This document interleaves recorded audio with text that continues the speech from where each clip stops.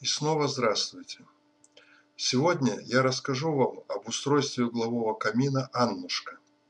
Этот камин разработан печных дел мастером Докторовым.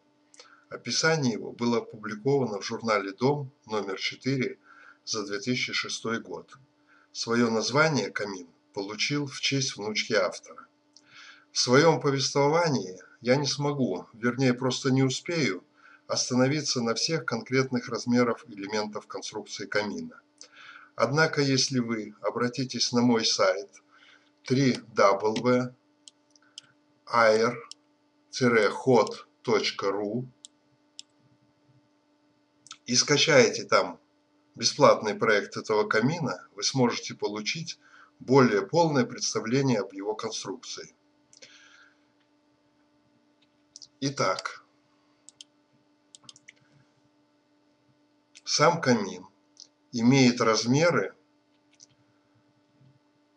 890 на 890 миллиметров. Это вот по этим задним стенкам, которые тут не видны. И высоту 1610 сантиметров. При этом самый первый ряд, или нулевой, как он называется у автора, вот этот,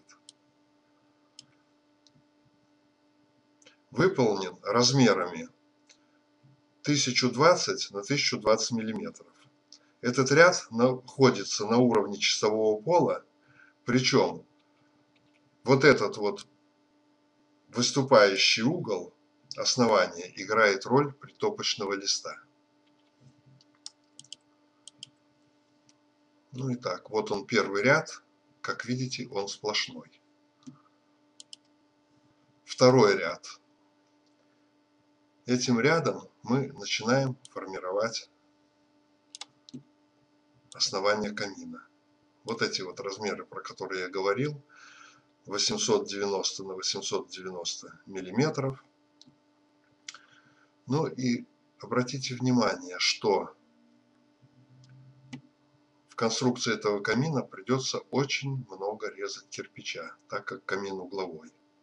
Вот видите, все вот эти вот части, это вырезанные из целых, либо с половинок, либо с кусочков кирпича.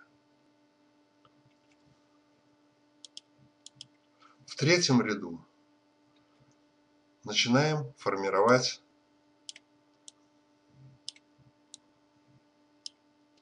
нишу для дров, которая будет находиться под подом камина.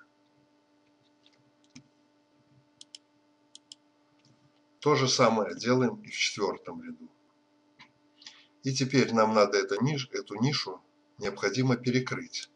Для этого используется вот этот вот уголок и вот этот вот лист железа толщиной 3 миллиметра. В следующем, в пятом ряду, делается перекрытие. Причем обратите внимание, что размер основания камина, вот здесь вот, увеличивается по сравнению с предыдущими рядами на 30 миллиметров с каждой стороны. То есть вот здесь вот и вот здесь. Ну и при этом перекрытие над вот этой вот нишей выступает примерно на 2 сантиметра вперед, сюда вот.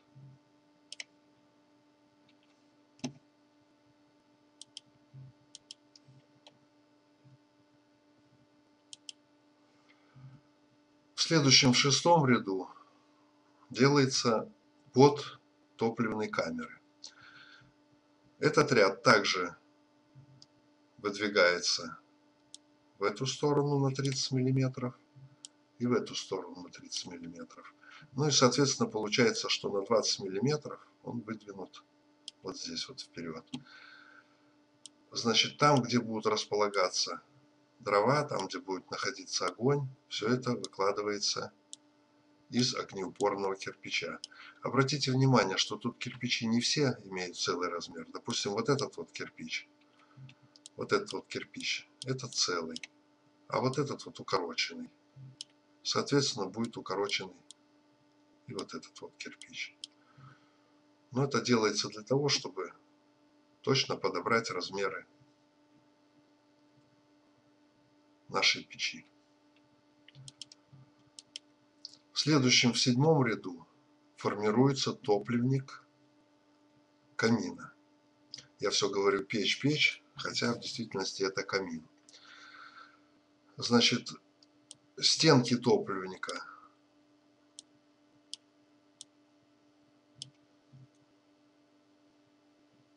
производится футировка огнеупорным кирпичом. Ну, естественно, здесь вот надо оставлять зазор между обычным кирпичом и огнеупорным. Значит, кирпич этот получается, вот эти вот все половинки, это берется целый кирпич огнеупорный и пилится вот так вот повдоль. Ну, это про эти кирпичи, а допустим этот, здесь конфигурация немножко по-другому получается.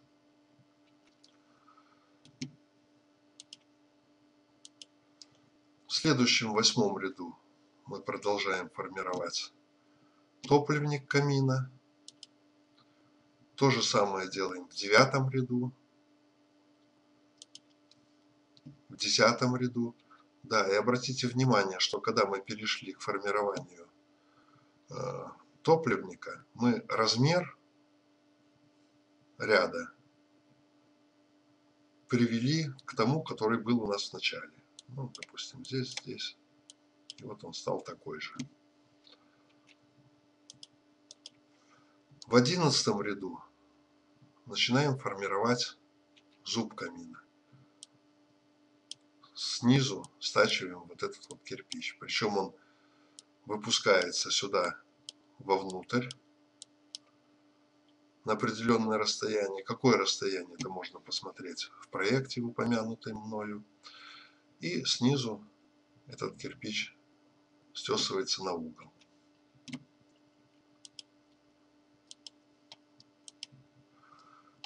В следующем 12-м ряду продолжаем формирование вот этого наклона. То же самое делаем в 13-м ряду. И в 13-м ряду, для того, чтобы перекрыть вход в топливную камеру, вот здесь укладываются два уголка. Один и спиной к нему другой. По нему будет выполнено перекрытие. И вот это перекрытие в 14 ряду мы делаем. Причем, как мы видим, что здесь идет обычный кирпич, а здесь идет кирпич огнеупорный. Ну и в этом же ряду также продолжаем формировать вот этот вот наклон.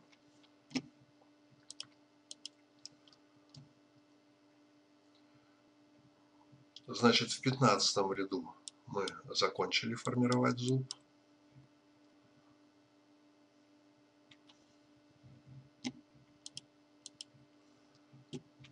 И в 16 ряду вот он уже полностью сформирован. То есть здесь мы укладываем кирпич вот таким вот образом. Здесь получается площадка как бы. Но в 16 ряду мы опять на 30 миллиметров в каждую сторону выпускаем этот ряд. И на 2 миллиметра, соответственно, вот здесь вот по фасаду. Кроме этого, здесь мы начинаем увеличивать размер вот этой части кирпичей. Значит, увеличение примерно где-то на 45 миллиметров, и эти кирпичи снизу будут стесаны наискосок. На этой картинке этого не видно, но в проекте, если вы скачаете, вы это увидите очень четко.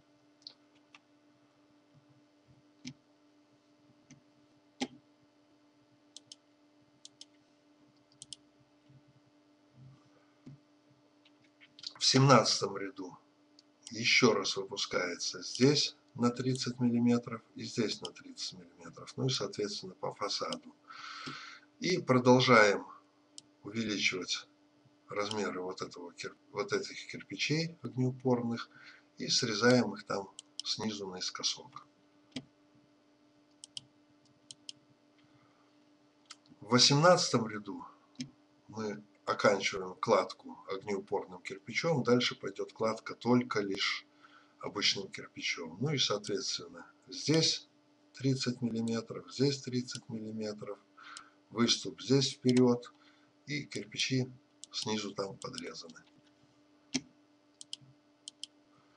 В 19 ряду мы кладочку нашу вот так вот уменьшаем, как здесь нарисовано. Кирпичи нижние продолжаем подрезать, вернее вот эти передние. Здесь вот получается выступ. Вот. Ну все размеры, вот эти вот размеры посмотрите в проекте. В следующем 20 ряду, значит, нам нужно вот это вот дымоход же, да? Нам нужно размер этого дымохода довести вот здесь вот до 130 миллиметров. Пока что он еще шире. Для этого вот эти вот кирпичи задней стенки начинаем выпускать вот сюда вот вперед, и снизу они подрезаются, как мы видим. То же самое делаем в 21 ряду. Вот они подрезаны, эти кирпичи тоже в этом ряду. Кстати, вот эти ряды уже стоят на месте.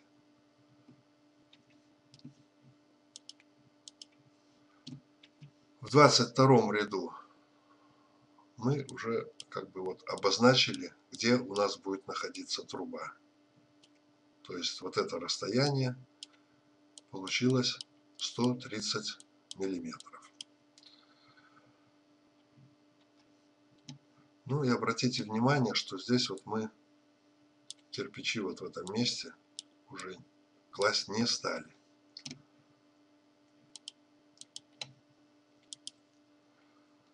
23 ряд. Ну, тут все наглядно. 24 ряд. Сделали здесь вот еще небольшой такой уступ. 25 ряд. Еще раз его повторили.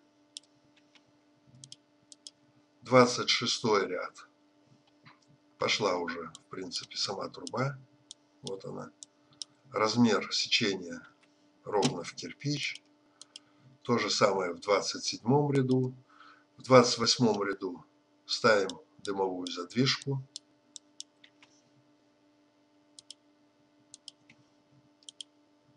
В 29 ряду продолжаем строительство трубы. И то же самое в 30 ряду. Ну, если посмотреть по разрезам, тут ничего сложного нету. Вот ниша для дров. Вот наш топливник. Вот таким вот образом. Через открытую задвижку. Сразу же весь дым выходит на улицу. Ну, в результате получился наш камин. Спасибо за внимание и до новых встреч.